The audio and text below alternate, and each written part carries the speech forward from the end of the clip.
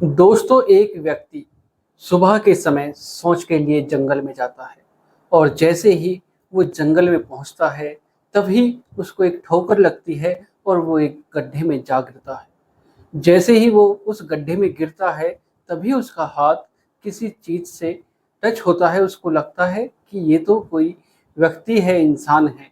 और जब वो हड़बड़ा जाता है, डर जाता है कि आखिर यहाँ पर कौन है। और फिर दोस्तों उसके बाद वो जैसे तैसे उठता है और तुरंत अपनी माचिस जेब से माचिस निकालता है और उसको जलाता है। जैसे ही वो माचिस को जलाता है, उजाला होता है, तभी वो डर जाता है, उसकी चीखें निकल जाती हैं और फिर वो शोर मचाता है। दोस्तों, जब वो देखता है कि जब उसने माचिस जलाई थी, उजाला हुआ था, तब वो देखता है कि एक महिला जिसके मुंह में कपड़ा ठुसा हुआ है और हाथ बंधे हुए हैं और उसके तन पर एक भी वस्त्र नहीं है। और दोस्तों, जैसे ही वो उसको देखता है, दंग हो जाता है और शोर मचाना शुरू कर देता है। और दोस्तों, जो व्यक्ति वहाँ पर गया था, जिसने उस व्यक्ति को देखा था, उसका नाम मोहनचंद होता है। और मोहनचंद तुरंत शोर मचाता है। जैसे मोहनचंद सोच के लिए आया था, और भी व्यक्ति वहाँ पर आए हुए थे। जब शोर मचाता है, तुरंत आसपास के जो लोग होते हैं वो वहाँ पर पहुँच जाते हैं।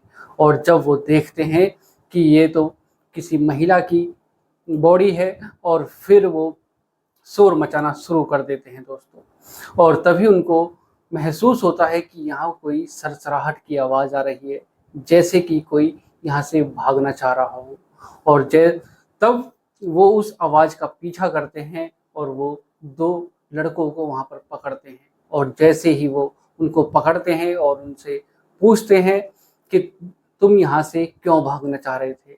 दोस्तों, उसके बाद जो होता है, दंग रहने जाने वाली बात होती है। और जो भी इस बात को सुनता, सबके पैरों के तले से जमीन खिसक जाती। सब सोचने और समझने के लिए मजबूर हो जाते कि आखिर कोई ऐसा कैसे कर सकता है। दोस्तों, आज की इस कहानी के माध्यम से जानते हैं पूरी घटना को, कि आखिर वो बॉडी किसकी थी और वो जो दो लड़के थे वो वहाँ पर क्या कर रहे थे। तो दोस्तों, चलते हैं, जानते हैं आज की इस कहानी के माध्यम से पूरी घटना को, शुरू से आखिर तक। दोस्तों, अगर आप चैनल पर पहली बार हैं, चैनल को सब्सक्राइब करें, वीडियो को लाइक करें, शेयर करें और कमेंट करें, और बेल आइकन ज़रूर दबाएं, जिससे कि मेरे आने वाली हर एक वीडियो आप तक पहुंच सके और आप क्राइम से रूबरू हो सके। तो दोस्तों, अगर चैनल पर आप पहली बार हैं, चैनल को सब्सक्राइब करना बिल्कुल भी ना भूलें। आपके एक सब्सक्राइब से मेरा हौसला बढ़ता है, मेरा मनोबल बढ़ता है। तो दोस्तों, आपके लिए मैं रोज़, हर दिन, हर रोज़ मेहनत करता हूँ और आपको क्राइम से रूबरू कराता हूँ। तो दोस्तों, चैनल को सब्सक्राइब करना बिल्कुल भी ना भूलें। तो दोस्तों, चलते हैं, जानते हैं शुरू से आखिर तक हर बार की तरह इस घटना को। नमस्कार दोस्तों, मैं अनुज आज आपके लिए जो एक घटना, ये कहानी लेकर आया हूँ, ये है उत्तर प्रदेश की। दोस्तों, उत्तर प्रदेश का एक ज़िला है मुजफ्फरनगर, और मुजफ्फरनगर का ही एक थाना लगता है तीतावी। दोस्तों, उस थाना क्षेत्र का एक गांव लगता है नूना खेड़ा। दोस्तों, एक व्यक्ति सोच के लिए जाता है। करीब सुबह के 4 बजे का समय होता है और वो वहाँ पर पहुँचता है। और जैसे ही वो वहाँ पर पहुँचता है तब उसको एक ठोकर लगती है, और जैसे ही ठोकर लगती है तब वो एक गड्ढे में जा गिरता है दोस्तों। और उसके बाद वो हड़बड़ा जाता है, डर जाता है, और उसका हाथ एक व्यक्ति से टच होता है। और जैसे ही उसका हाथ टच होता है तब वो डर जाता है कि यहाँ पर कौन है, और तुरंत वो माचिस जलाता है। और जो व्यक्ति वहाँ पर गया था, उसका नाम मोहनचंद होता है दोस्तों। मोहनचंद माचिस जलाता है तो देखता है कि वहाँ पर एक महिला की बॉडी है, और उसके मुंह में कपड़ा ठुसा हुआ है और उसके हाथ बंधे हुए हैं, और उसके तन पर एक भी वस्त्र नहीं है। तुरंत मोहनचंद शोर मचाता है। और जैसे मोहनचंद वहाँ पर सोच के लिए आया था जंगल में, और भी कुछ लोग वहाँ पर आए हुए थे, और मोहनचंद की आवाज़ सुनकर जो आसपास के जो लोग थे वो वहाँ पर पहुँच जाते हैं। दोस्तों, उसके बाद जैसे ही वो वहाँ पहुँचते हैं और उनको वहाँ पर सरसराहट की आवाज़ आती है। उन्हें लगता है कि यहाँ से कोई भागना चाह रहा है और फिर उस आवाज़ के पीछे जाते हैं और वो जब वहाँ पर देखते हैं कि 2 लड़के हैं और वो उन लड़कों का पीछा करते हैं और उनको पकड़ लेते हैं। और जैसे ही वो उसको देखते हैं तब उनको याद आता है कि जो पंकज है उसका जो मन था, उसके जो मन में चल रही थी, उथल-पुथल जो चल रही थी अपने माँ के प्रति और शायद इसी ने यह सब किया है। दोस्तों उसके बाद उन दोनों लड़कों को पकड़ लिया जाता है और फिर उनकी पिटाई करना शुरू कर देते हैं और आस-पास के जो भी लोग थे 50-100 वो वहाँ पर शोर मचाना शुरू कर देते हैं और भी व्यक्ति आ जाते हैं। धीरे-धीरे सुबह होना शुरू हो जाती है।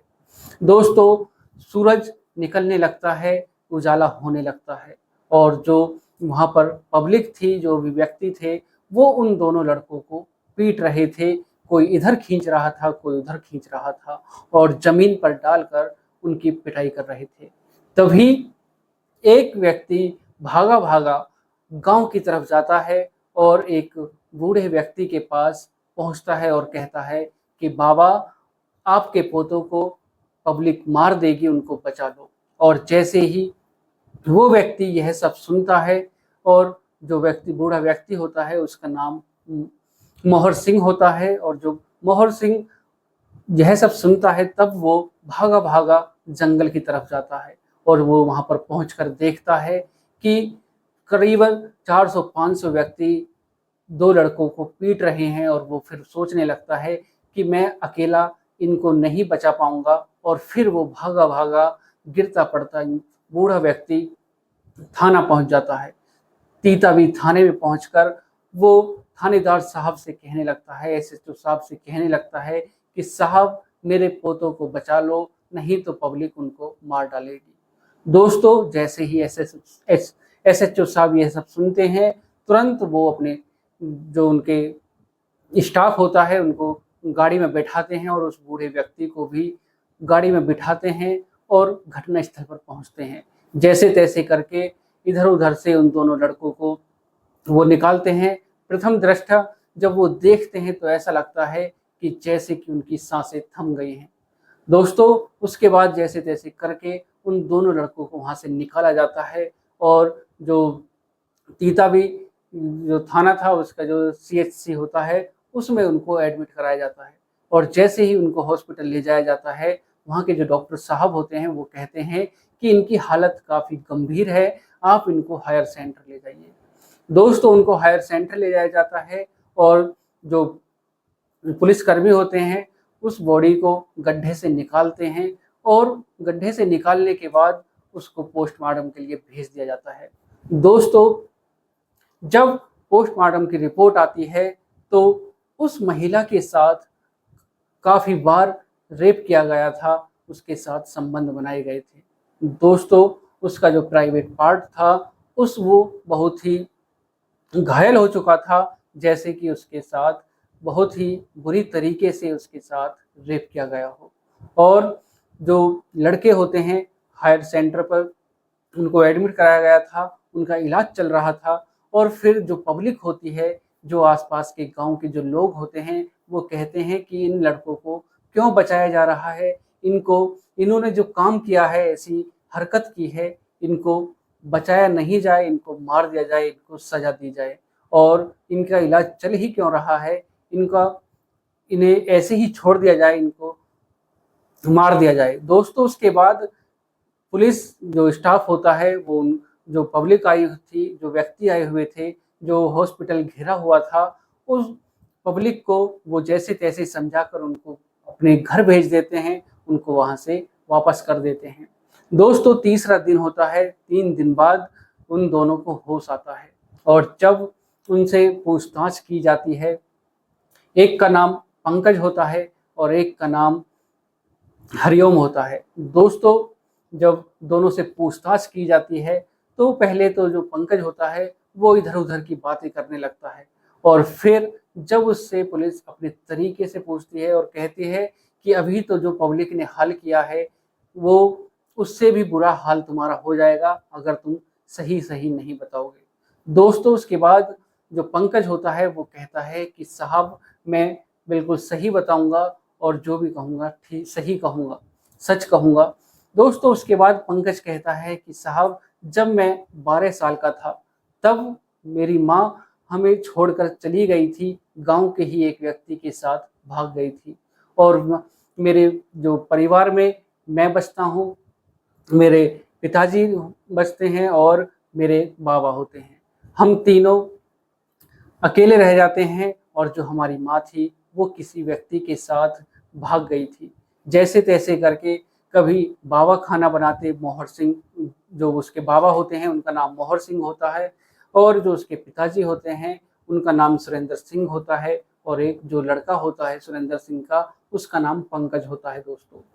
कभी मोहर सिंह खाना बनाते, कभी सुरेंद्र सिंह खाना बनाते और जो मोहर सिंह थे उनके काफ़ी जो ज़मीन जायदाद थी, नामी-गिरामी व्यक्ति थे और जहाँ भी वो जाते उनकी इज़्ज़त होती। और फिर जो अपने जो सुरेंद्र सिंह होते हैं, वो अब कभी खाना बनाते और घर का काम करते। और जब सुरेंद्र सिंह यानी मोहर सिंह जो पंकज के दादा होते, जब वो खाना बनाते तो यही कहते कि हम कब तक खाना बनाएँगे, तुम शादी क्यों नहीं कर लेते? दोस्तों जब मोहर सिंह अपने बेटे सुरेंद्र सिंह से काफ़ी बार कहते हैं और उनसे कहते हैं कि तुम अपनी शादी क्यों नहीं कर लेते? हम कब तक खाना बनाएँगे? कोई ना कोई तो खाना बनाने और घर सँभालने वाला होना चाहिए। दोस्तों उसके बाद जब सुरेंद्र सिंह के पिता मोहर सिंह उनसे काफ़ी बार कहते हैं, तब वो शादी के लिए तैयार हो जाते हैं और फिर दोस्तों एक लड़की मिलती है जिसका नाम पुष्पा होता है और पुष्पा से रीति-रिवाज़ों के साथ शादी हो जाती है और गाँव में चर्चा होने लगती है कि जो सुरेंद्र सिंह की जो पत्नी है, जो शादी हुई है, वो इतनी कम उम्र की है, उसकी उम्र 22-23 साल होती है और उसके बेटे से ही वो सिर्फ़ 3-4 साल बड़ी है। और दोस्तों जो सुरेंद्र सिंह का जो बेटा होता है पंकज सिंह, उसकी उम्र 19 साल होती है। पंकज सिंह जब अपनी पूरी कहानी को बताता है पुलिस थानेदार साहब से, तब वो कहता है कि साहब जब मेरे पिताजी की शादी हो जाती है, तो जो माँ बनकर मेरे घर पर आई थी, उसकी उम्र सिर्फ़ 22-23 साल होती है और जब भी मैं उसको देखता, मेरे मन में उसके माँ के प्रति उसकी कोई भावना ही नहीं आती। और फिर जब मोहर सिंह ने देखा कि जो पंकज सिंह है, उसका पोता, तो वो अपनी माँ को माँ नहीं कहता और कहता कि पुष्पा मुझे खाना दे दो, मेरा ये काम कर दो, वो काम कर दो। और जब मोहर सिंह ये सब देखते, तो वो प्यार से बहला-फुसलाकर प्यार के साथ पंकज को अपने पास बुलाते और कहते कि तुम मेरे सबसे अच्छे पोते हो। और उसके बाद पंकज कहता कि बाबा आखिर क्या बात है, क्या कहना चाहते हो? तब मोहर सिंह कहता है कि ये तुम्हारी माँ है, इसकी उम्र चाहे कुछ भी हो, ये तुम्हारी माँ है, इसको तुम माँ कहकर बुलाओ, मम्मी कहकर बुलाओ। और फिर पंकज कहता है कि ठीक है बाबा। और फिर मोहर सिंह कहते हैं कि अब आखिरी बार मैं तुमको समझा रहा हूँ, इसके अलावा अगर मैंने तुमको ऐसा देख लिया, तो फिर मेरे से बुरा कोई भी नहीं होगा। दोस्तों उसके बाद मोहर सिंह कहते हैं कि जो तुम पहले घर में इधर-उधर घूमते थे, रसोई में जाते थे, अपना खाना लेते थे, ऐसा तुम कभी नहीं करोगे। जब मेरी मर्ज़ी के बिना तुम घर के अंदर प्रवेश नहीं करोगे और मेरे सामने ही तुम घर के अंदर जाओगे और जो भी है, जो भी काम है, वो तुम अपनी जो तुम्हारी माँ है, उसे माँ कहकर ही बुलाओगे। दोस्तों उसके बाद समय बीतने लगता है और फिर एक दिन फिर पंकज अपनी माँ को माँ नहीं कहता और उसका नाम लेकर उससे काम करने के लिए कहता। जब मोहर सिंह यह सब देखते हैं, फिर वो दोबारा समझाते हैं कि तुम मेरे सबसे अच्छे पोते हो और तुम मान जाओ, तुम्हारी वो माँ है, उसको तुम माँ मान जाओ, नहीं तो मेरे से बुरा कोई नहीं होगा। दोस्तों जो पंकज होता है, उसके दिमाग में कुछ और ही चल रहा था और उसके दिमाग में क्या-क्या चल रहा था, वो तो सिर्फ़ पंकज को ही पता था। दोस्तों एक दिन ऐसा आता है कि जो पंकज जो पुष्पा होती है, उसकी माँ होती है, उसको कभी नहाते हुए देखता, कभी कुछ जब वो काम करती रहती तो उसको बैठा हुआ देखता रहता, उसको छुपके-छुपके से उसको देखना शुरू कर देता। और उसके दिमाग में क्या उथल-पुथल चल रही थी, क्या उसके दिमाग में पल रहा था, वो तो पंकज को ही पता था। दोस्तों, और एक दिन ऐसा होता है कि जो पंकज होता है, वो पुष्पा का अपनी माँ का हाथ पकड़ लेता है। तभी पुष्पा अपने बाबा के पास जाती है, मोहर सिंह के पास जाती है और कहती है कि बाबा, तुम ये पंकज को समझा दो, नहीं तो ये सही नहीं होगा। आज इसने मेरा हाथ पकड़ा है। और फिर उसके बाद दोस्तों, जो मोहर सिंह होते हैं वो अपने पोते को समझाते हैं, बुझाते हैं और कहते हैं कि पंकज, तुम मान जाओ, ये तुम्हारी माँ है, इसको तुम माँ कहकर बुलाओ। दोस्तों, उसके बाद जो पंकज होता है, वो उसका एक दोस्त होता है हरिओम, वो अपनी सारी बातें उसके साथ शेयर करता और कहता कि यार, जो मेरे पिताजी हैं, जो उनकी शादी हुई है, उनको पता नहीं इतनी कम उम्र की महिला कहाँ से मिल गई और वो भी इतनी सुंदर, और उसके लिए तो मेरे मुँह से कभी माँ निकलता ही नहीं है। और मैं मेरे दिमाग में उसके लिए पता नहीं क्या-क्या ख़्याल आते हैं। और फिर हरिओम कहता है कि जो तुम चाहते हो वो ऐसा नहीं होगा। जो तुम चाह रहे हो वो ऐसा हो ही नहीं सकता, और मैं तुमको एक ऐसी चीज़ लाकर देता हूँ और उसके यूज़ करने के बाद जैसा तुम चाहोगे, और तुम बिल्कुल खुले तरीके से जैसा तुम चाहोगे वही सब होगा। उसके बाद दोस्तों पंकज कहता है कि ठीक है, तुम मुझको वो चीज़ लाकर दो। दोस्तों, उसके बाद हरिओम नींद की गोलियाँ लेकर आता है और कहता है कि ये नींद की गोलियाँ हैं, 10 टैबलेट हैं इसके अंदर, और इनको तुम खिला देना। उसके बाद जो तुम्हारा मन हो वो सब करना, पर ध्यान रखना कि उस दिन तुम्हारे जो पिताजी हैं वो घर पर ना हों।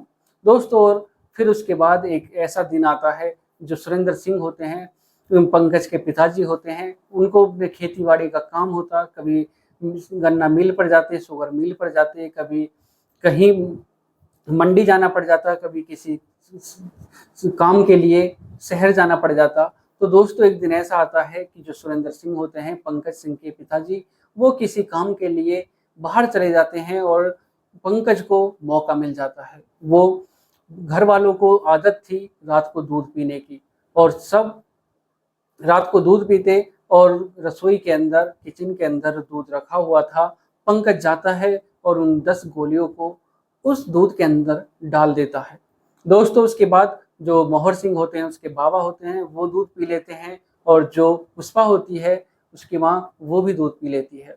दोस्तों, कुछ ही देर बाद वो देखता है कि सब सो गए हैं, उसके जो बाबा हैं वो भी सो गए हैं, और जो पुष्पा है वो भी सो गई है। और वो कमरे के अंदर जाता है, कमरे के अंदर जाकर वो उसको झंझोड़ता है, उसको हिलाता है, लेकिन वो उठती नहीं है। और फिर वो बहुत खुश होता है कि बाबा भी सो रहे हैं, और जो दूध बचा हुआ है, अगर पिताजी आते हैं तो वो उस दूध को पी लेंगे। उसने पहले ही प्लान बना रखा था कि जो 10 गोलियाँ हैं दूध में, उसने उसी प्रकार गोलियाँ डाली थी कि अगर पिताजी आ जाते हैं तो वो भी दूध को पी लेंगे, वो भी आराम से सो जाएँगे। और दोस्तों, होता भी ऐसा ही है। वो उसकी जो माँ होती है पुष्पा, वो दूध पी लेती है, और उसके जो बाबा होते हैं वो भी दूध पी लेते हैं और सो जाते हैं, और उनको नशा हो जाता है। दोस्तों, उसके बाद वो उसको हिलाता है, पुष्पा को हिलाता है, लेकिन उसकी आँखें नहीं खुलती हैं। और फिर वो अपने जो दोस्त होता है हरिओम, उसको बताता है कि अब सब ऐसा ही हुआ जैसा तुमने कहा। और फिर हरिओम कहता है कि जो तुम चाहते हो, क्या पता वो यहाँ ना हो, तुम एक काम करो, इसको लेकर बाहर जंगल की तरफ चलो। और फिर दोस्तों, वो उसको उठाता है, अपने कंधे पर उठाता है, 100-150 मीटर की दूरी पर जंगल होता है घर से, और वो जंगल की तरफ निकल जाते हैं। दोस्तों, दोनों पहुंचकर जंगल में पहुंचकर बारी-बारी से उस पुष्पा के साथ रेप करते हैं, संबंध बनाते हैं। दोस्तों, और फिर एक समय ऐसा आ जाता है, उन दोनों में होड़ हो जाती है कि कौन ज़्यादा करे, कौन कितनी बार करे, कौन सबसे ज़्यादा करे। दोस्तों, और फिर कुछ ही देर बाद जब वो उसके साथ बेरहमी के साथ उसके साथ रेप करते हैं, और फिर पुष्पा की आँखें खुल जाती हैं। जैसे ही उसकी आँखें खुलती हैं, वो शोर मचाने की कोशिश करती है, लेकिन जो पंकज होता है उसके ही दुपट्टे से उसके मुँह में वो दुपट्टे को ठूँस देता है और उसकी आवाज़ को दबा देता है। दोस्तों, और उसकी सलवार से उसके हाथ को बांध देता है। दोस्तों, कुछ ही देर बाद जो पंकज होता है वो कहता है कि इसकी तो शायद सांसें रुक गई हैं, इसका तो शायद दम घुट गया है, और जो उसके प्राइवेट पार्ट था उसमें भी ब्लीडिंग हो रही थी, उन्होंने उसको चोट पहुंचाई थी जिससे कि काफ़ी ब्लीडिंग हुई और उसकी सांसें थम चुकी थी। पुष्पा की सांसें थम चुकी थी और फिर वो दोनों घबरा जाते हैं कि ये हमने क्या कर दिया, और फिर वो सोचते हैं कि अब क्या करें। सुबह का समय होने वाला था दोस्तों, और फिर वो भागे भागे घर जाते हैं और 2 फावले लेकर आते हैं, और फावले लेकर आकर वो वहाँ पर गड्ढा खोदना शुरू कर देते हैं। दोस्तों, जैसे ही वो वहाँ पर गड्ढा खोदते हैं और उस बॉडी को वो उस गड्ढे के अंदर डालते हैं, तब उनको याद आता है कि और भी तो इसके कपड़े थे, वो कहाँ पर हैं। दोस्तों, दुपट्टे से तो उसके मुंह को ठूस रखा था, उसके मुंह को बंद कर रखा था पुष्पा के, और जो उसकी सलवार थी उससे उसके हाथ बांध रखे थे। बाकी कपड़े को वो ढूंढते हैं और ढूंढते ढूंढते काफी दूर चले जाते हैं, और तभी वहां पर मोहनचंद आ जाता है सोच के लिए, और जैसे ही वो वहां पर आता है अंधेरे में उसकी ठोकर लगती है और जाकर वो उस गड्ढे में गिर जाता है जिसमें पुष्पा को वो दबाने की साजिश रच रहे थे, उसको दबाने की सोच रहे थे। और फिर जैसे ही वो उसमें गिरता है तभी उसको पुष्पा दिखाई देती है और वो शोर मचाता है, और जो भी कोई सोच के लिए आए हुए थे वो वहां पर पहुंच जाते हैं। दोस्तों, सुबह का समय हो जाता है और जो पब्लिक आई हुई थी वो पंकज और उसके जो हरिओम दोस्त होता है उन दोनों को पकड़कर बेरहमी के साथ उनको पीटती है, और फिर दोस्तों उन वो गिरफ्तार कर लिए जाते हैं और उनको जेल भेज दिया जाता है। दोस्तों, आज की जो एक घटना है इसको सुनाने का उद्देश्य किसी को परेशान करना नहीं, किसी का दिल दुखाना नहीं, बल्कि आपको जागरूक करना है, सचेत करना है, सावधान करना है। सतर्क रहें, सावधान रहें, सुरक्षित रहें। दोस्तों, जो मोहर सिंह ने फैसला लिया कि उन्होंने अपने बेटे की शादी की थी, उनका जो पोता था वो भी शादी लायक था, उसकी भी उम्र हो रही थी, उसकी शादी करनी चाहिए थी। अगर उन्होंने शादी कर भी ली तो उसका जो बेटा था और उसके रहने की जगह कहीं अलग होनी चाहिए थी, जिससे कि उसके मन में ऐसा ख्याल ही नहीं आता। और जो पुष्पा थी वो एक पतिव्रता थी, वो तनिक भी डगमगाई नहीं, और उसने कभी भी ऐसा नहीं सोचा जैसे कि उसको ऑफर मिले थे, उसने ऐसा कभी नहीं सोचा।